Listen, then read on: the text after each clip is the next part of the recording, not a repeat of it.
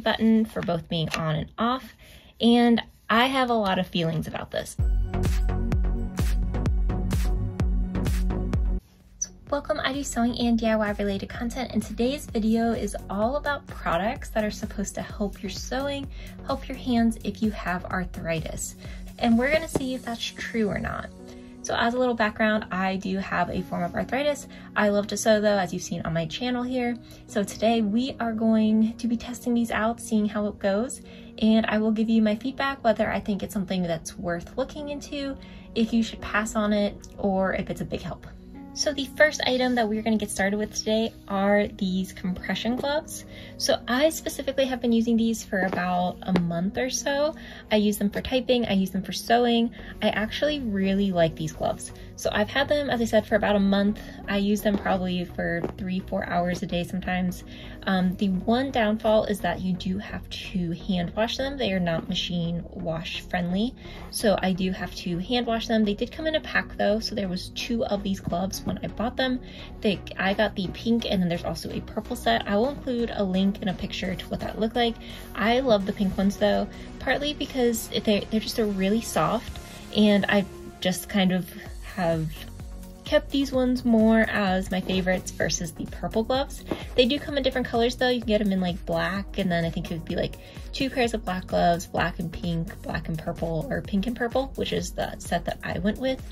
I have found that they've been really useful. Over the month so far, the only thing I've seen is you can see there's like a little fraying and like the seam starting to come undone. But overall, they really do help keep the swelling down if I'm sewing a lot that day. If I'm doing a lot of typing, I found that they are a big help.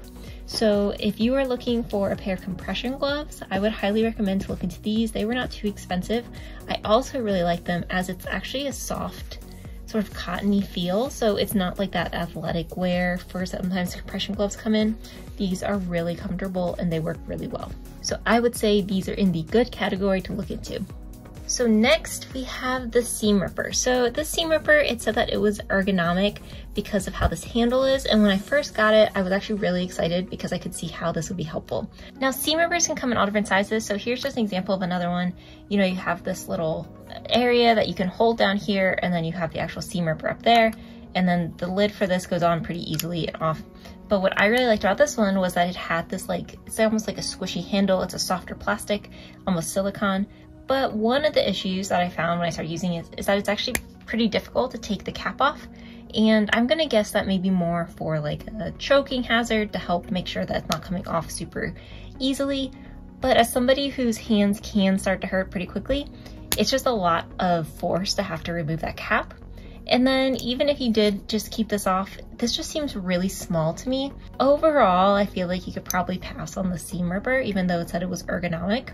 I did use it to take apart. I had like a large project that I am repurposing, and I did use this seam ripper in particular to take like all those seams out. And after about the hour and a half of doing just part of it, my hands were starting to hurt. So I don't think it even helps that much. So if you see this as a potential seam ripper that you want to try to use, personally, I would say to pass. Next up, we have a rotary cutter. So I got this one because it said it was ergonomic friendly. It has a little safety button for both being on and off, and I have a lot of feelings about this. So I really like how the blade is always covered. So if you're not using it, even if you don't have the safety blade, the safety button pushed the correct way, like you're not gonna cut yourself as easily with this. And I feel like that's a really great safety feature. But what I don't necessarily like is to actually get it to work, I have to push this to get the blade to come down. So if I push this and then cut some fabric, you know, it works, I'm able to do this, but over time, this can actually be really hard on your hands. So it's not necessarily like my go-to. I really like it though because of that safety feature.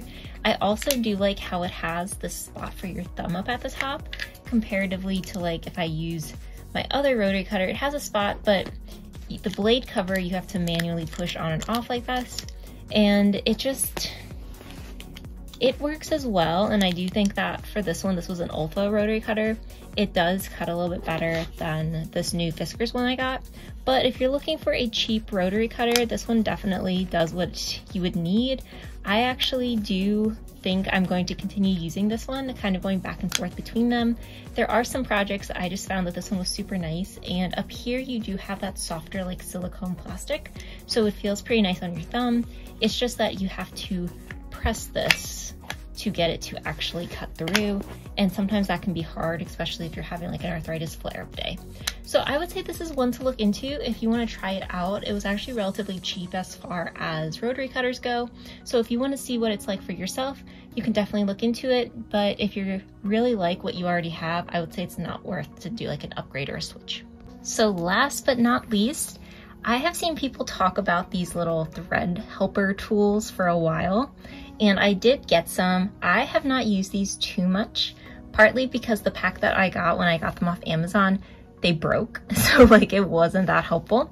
But I have heard that this can help if you have arthritis. Okay, so the way that this works is you have your little threader, so it has the little metal portion, and then we have our needle, and I'm just gonna put this metal portion into the needle hole, so it's in there now. And then I'm just going to get my thread and put that into this hole. So it's much easier than actually, you know, threading your needle because the hole is bigger. And then I'm going to pull this through my needle, and now my needle is threaded. I personally don't think I have a problem with threading needles to the point that like I would need a whole extra tool for it. This doesn't necessarily hurt my hands at the moment. I could see if you were having maybe like a flare-up day and you just weren't able to move your joints as much, that this could be really helpful to you. I can also 100% see like how this would help with if you had like issues with your eyesight at all. So I'm not saying this is a bad tool by any means. I just think this is something to look into if you need something like this and you're struggling with threading your needles. But if you have no problems, you probably don't need to get it. So this was my review of a few different products for sewing with arthritis. Let me know if you've used any of these. Let me know what your personal favorites are if you are also somebody who has arthritis but loves to sew. I'd love to know what tools you use.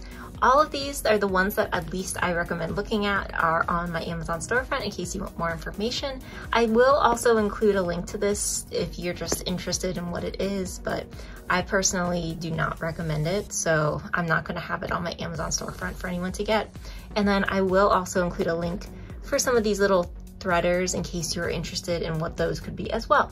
If you enjoyed this type of video and you want to see more, be sure to like, comment, and subscribe, and let me know what you want to see next. Thanks for watching.